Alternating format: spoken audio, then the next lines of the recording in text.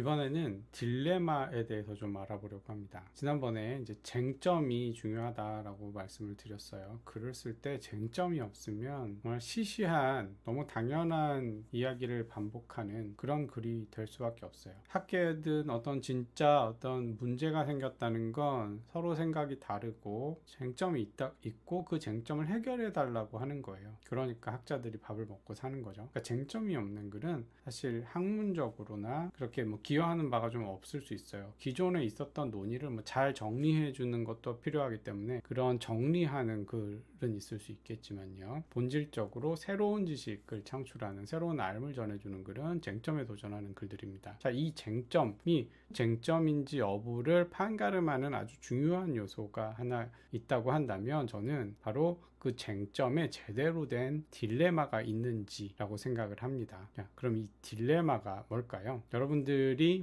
어떤 글이 좋은 글인지 아닌지를 판단을 할 때 한번 그 글에 오늘 제가 말씀을 드린 그런 쟁점에 딜레마가 존재하는지를 한번 잘 파악해 보세요. 딜레마가 뭔지 한번 살펴보겠습니다. 자, 딜레마란 개념적으로요, 두 가지 이상의 선택지 중에서 선택을 해야 되지만 어떤 걸 선택해도 뭔가 좋은 결론이 안 나오는 상황, 이런 것들이 딜레마입니다. 딜레마는 바로 다음에 도덕적 딜레마를 다루겠지만요, 딜레마 일반은 우리가 추구하고자 하는 어떤 부합하지 않는 두 가지 결론이 어떻게 선택해도 나와버리는 상황을 말해요. 예를 들어서 경제학적으로 더 좋은 결과, 더 많은 아웃풋이 나와야 되는 상황에서 내가 선택할 수 있는 두 가지 선택, 이걸 할까 말까 하는 선택, 어느 걸 해도 안 좋은 결과가 나오면 그런 거는 딜레마라고 할 수 있겠죠. 그럼 둘 다 선택을 어떻게 할 수가 없는 거예요. 차선 차악도 없고 뭘 해도 나쁜 결론, 그런 게 있을 수 있습니다. 근데 자연과학적인 질문에 대해서 딜레마가 존재할 수 있을까요? 왜 자연과학에 대해서는 딜레마 얘기를 잘 하지 않을까요? 난제는 있지만 딜레마 얘기는 잘 안 합니다. 왜냐하면 빛이 파동인지 아닌지가 딜레마일까요? 그래서 파동이라고 해도 문제, 아니라고 해도 문제, 분명히 그런 게 있습니다. 하지만 그런 것은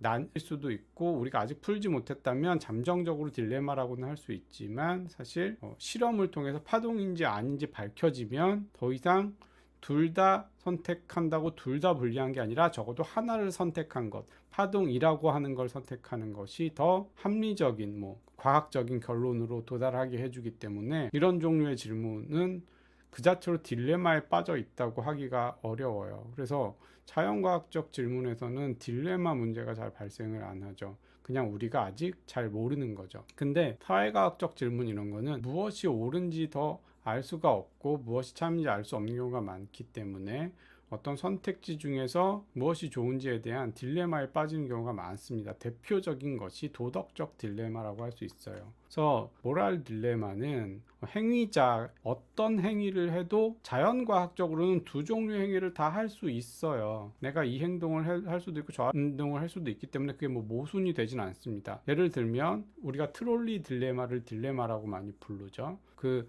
마이클 샌델 강의에서 많이 나왔던 트롤리 딜레마는 뭡니까? 레버를 당기면 한 사람만 죽게 되고 레버를 안 당기고 놔두면 많은 사람이 죽게 되는 경우에 내가 할 수 있는 행위 선택지는 딱 두 개밖에 없어요. 레버를 당기는 일, 아니면 안 당기고 가만히 내버려 두는 일. 이때 당겨도 한 사람을 죽이니까 문제, 안 당기면 많은 사람을 죽게 내버려 두니까 문제. 사실 이런 것, 그래서 이제 트롤리 딜레마를 딜레마라고 부르는데요. 이것이 자연과학적으로 행위를 할 수 있느냐 마느냐의 딜레마는 아니죠. 그럼 모순에 빠지게 되겠죠. 사람은 그냥 행위를 할 수 없게 되는, 그게 아니라 우리는 레버를 당길 수도 있고 안 당길 수도 있어요. 근데 도덕적으로는 딜레마에 빠지죠. 당겨도 잘못된 행동이라고 그러고 당기지 않아도 잘못된 행동이라고 한다고 하면 어떻게 해야 돼요? 그러니까 도덕 이론은 아마도 둘 중에 하나의 행위가 도덕적이라고 말을 해줘야 할 것 같아요. 그래서 도덕적 딜레마가 큰 문제입니다. 그래서 도덕적 딜레마를 다루는 여러 주장들을 잘 살펴보면 사실 진정한 딜레마, genuine 딜레마가 도덕적 genuine 딜레마가 있는가, 그걸 인정하는 순간 도덕 이론 자체의 필요성이 상실돼 버리는 문제처럼 보이기도 하거든요. 그래서 칸트나 밀 이런 사람들은 도덕적 딜레마 중에 진짜 도덕적 딜레마라는 건 존재할 수 없다라고 얘기하기도 했어요. 왜냐? 사실은 이건 딜레마가 아니고 둘 중에 하나를 해야 도덕적인 것이다 라고 말할 수 있어야 되니까, 당김이 있는 것, 흔히 알려진 칸트적인 주장이라면, 의무론적인 주장이라면 당기 않음으로써 내가 어떤 사람을 수단만으로 대하지 않게 하는 것, 그것이 더 도덕적이다 라고 할 것이고요. 공리주의적인 입장에서는 당김으로써 더 많은 사람이 살아나는 것, 그것이 더 도덕적이다 라고 주장을 함으로써, 이때 이렇게 주장을 해버리면 더 이상 딜레마가 아닌 게 되죠. 왜? 당연히 그냥 공리주의 입장에서는 당연히 당겼어야 하는 거죠. 딜레마는 없어요. 두 가지 행동을 할 도덕적 이유가 있는 게 아니라 오로지 당겨야 할 도덕적 이유만 있었던 거죠. 이렇게 사실은 딜레마처럼 보였던 것이 어떤 아주 논리적인 잘 정당화된 도덕 이론에 의해서 딜레마가 아닌 것으로 빠져나오게 되죠. 자, 그렇기 때문에 사실 거짓 딜레마처럼 보였던 도덕적 딜레마에서 사실 한쪽으로 빠져나와서 딜레마가 사실 없게 만들어주는 것,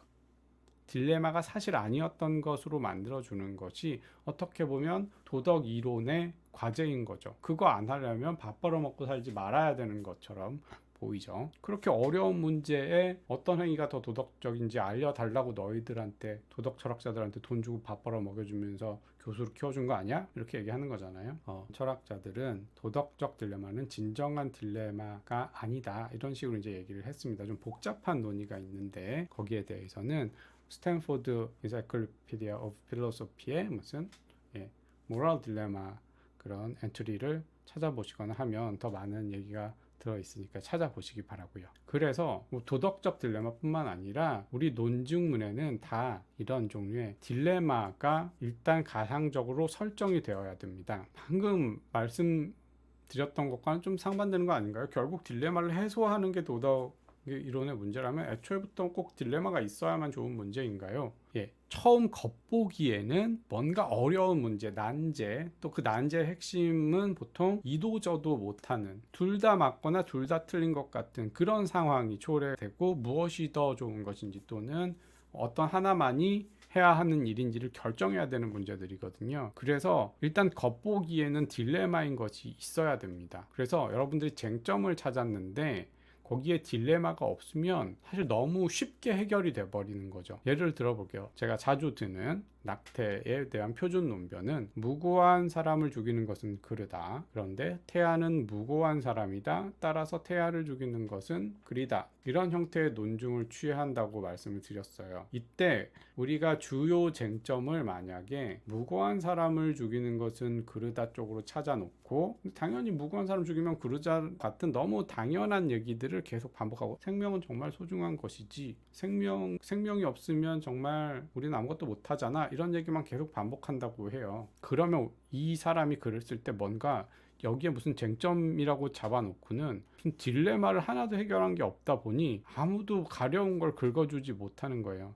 만약에 여기서 우리가 딜레마를 찾을 수 없다면 이 쟁점은 그냥 포기해야 돼요. 사실 그럼 다른 쪽에 진짜 우리들의 직관을 혼란시키는 딜레마가 따로 있었던 거죠. 예를 들면 정말 태아는 사람인가? 그래서 태아가 사람인 것처럼 해도 문제고 아닌 것처럼 해도 문제고, 그런 이제 딜레마가 있는 그런 여러 근거를 가져와서 이게 태아는 정말 사람일 수밖에 없음을 보여서, 이거는 사람인지 아닌지가 딜레마가 아니고 그건 사람인 거야, 사람이 아닌 거야, 이렇게 해소해 줬을 때 바로 그 글이 좋은 논문이 되는 거죠. 그래서 좋은 논증문은요, 일단 진짜 딜레마는, 진정한 딜레마는 아니어도 진짜처럼 보이는 아주 강력한 딜레마가 있어야 뭔가 이 글은 그 어려움을 해결해 줬다라는 대상이 생기는 거예요. 그 다음에 바로 그 논증을 통해서 딜레마가 사실 딜레마가 아니었던 것처럼 아주 가려운 곳을 박박 긁어주면서 딜레마를 한쪽이 답인 걸로 해소해주는 글, 그게 정말 좋은 논증문이 되는 겁니다. 그래서 여러분들이 글을 쓸 때 반드시 어떤 쟁점을